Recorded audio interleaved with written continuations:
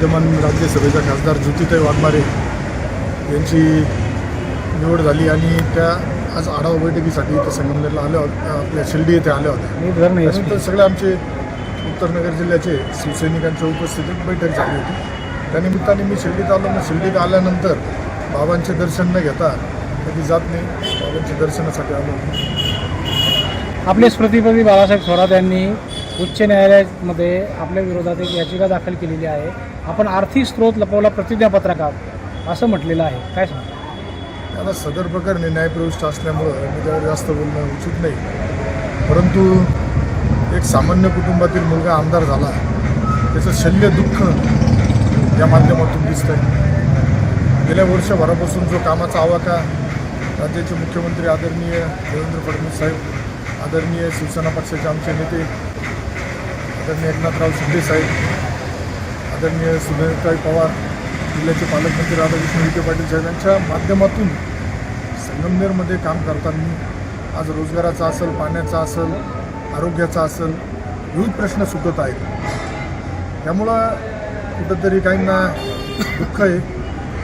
काही जणांनी स्वतःच्या कुटुंबाची स्वतःची मक्तेदारी समजलेली आहे. त्यामुळं माझा पूर्ण न्यायव्यवस्थेवर विश्वास आहे. त्यामुळे मी काही त्याच्यात जास्त बोलणार नाही. बाळासाहेब थोरातांचा अर्ज जो होता आपल्या विरोधातला तो सुनावणीसाठी ठेवलेला आहे, मात्र आपला अर्ज फेटाळलेला आहे. याच्यामध्ये जी न्यायालयीन प्रक्रिया असते त्यामध्ये ज्यावेळेस माझ्या विरोधात दाखल झाल्यानंतर 7-11 नुसार आम्ही मागणी केली होती. परंतु मान्य न्यायालयाने ती सुनावणी घेण्यासंदर्भात आम्ही सांगितलं होतं का सुनावणी घेण्याएवढं काही त्याच्यामध्ये नाही आहे. कोर्टाने सांगितलं का त्यांच्याकडे जर ते म्हणताय तर ते ऐकून घेणं न्यायालयाची जबाबदारी आहे. त्यामुळे ते पुढं चालेल. त्यामध्ये आम्ही आमची बाजू मांडू आणि त्यांनी जे आरोप केले त्यांनी ते तिथं सिद्ध करतील. सर्व हक्कंदे संपले म्हणून आता न्यायालयीन लढाई का?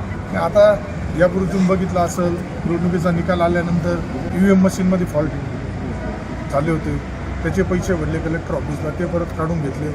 मधल्या कालावधीमध्ये काही लोकांच्या तोंडून बोगस मतदान, बनावट मतदार हा एक स्टंट करून झाला. आता वेगळं काहीतरी त्यांचा प्रयत्न असेल, पण मला मायबाप जनतेने जी संधी दिली त्या संधीच्या माध्यमातून निश्चित माझा प्रयत्न राहणार आहे.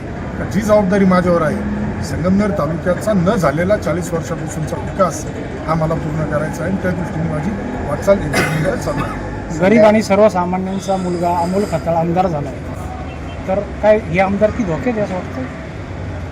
मायबाप जनतेने ज्या विश्वासाने निवडून दिलं तर मी तुम्हाला जबाबदारीने सांगतो का असं मला वाटत नाही. मी माझे आर्थिक सोर्स जे आहेत ते सर्व जाहीर केलेले आहेत. ते निवडणुकीच्या आधीपासून मी जाहीर करत आलो. त्यामुळं अजून आता मी खोलात गेलो नव्हतो, तर मी खोलात गेल्यानंतर कोणाकोणाच्या पुढं काही प्रॉपर्टी आहेत, काय लपवलं आहे, कसं लपवलं आहे, हे सगळं भविष्यात मला मी बाहेर काढावं. अशोक खरात प्रकरण सध्या गाजत आहे. अशोक खरातची संगमनेर मेहनत होती आणि अशोक खरातवर पण संगमनेरची मेहनत होती. काय आहे? नाही, अशोक खरात सारख्या विकृताचा तर मी निषेध करतो. अशा माणसाला तर कायदा बिद्याच्या बाहेर जाऊन शिक्षा झाली पाहिजे, दंड झाला पाहिजे असं मला वाटतं. कारण ज्या पद्धतीने त्यांनी विकृत चाळे केलेत, लोकांच्या महिला भगिनींचा गैरफायदा, त्यांच्या स्वभावाचा गैरफायदा घेतला, त्यांना भीती दाखवण्याचा जो प्रकार केला तो निश्चितच दुर्दैवी आहे. तुम्ही म्हणताय, तुमच्यासारख्या पत्रकारांकडूनच मी ऐकतोय संगमनेर कनेक्शन मोठे आहेत खरातांचे. SITचा तपास चालू आहे.